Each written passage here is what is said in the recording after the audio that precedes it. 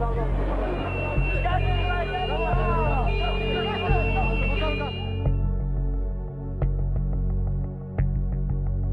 сама информация в подробностях, как людей давили танками, как вот стреляли по машинам скорой помощи, как добивали раненых, как, значит, с бронетанковой колонны стреляли по окнам домов. То есть детали этой информации начала появляться числа дня через 3, через 4. Вот тогда мы, на самом деле, пришло осознание вот этого ужаса того, что произошло.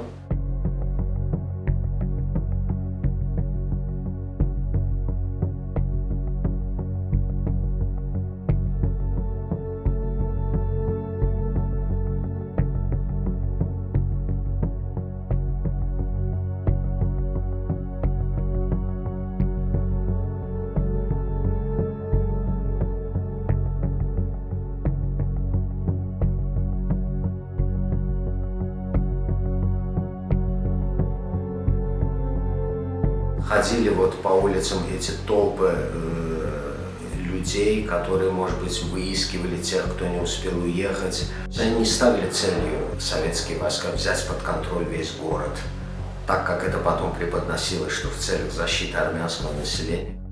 Большая часть армянского населения к тому моменту благополучно страны город покинула. Это была устрашающая акция, которая впоследствии нашла свое подтверждение, что целью было сохранить Советский Союз, не допустить выход Азербайджана.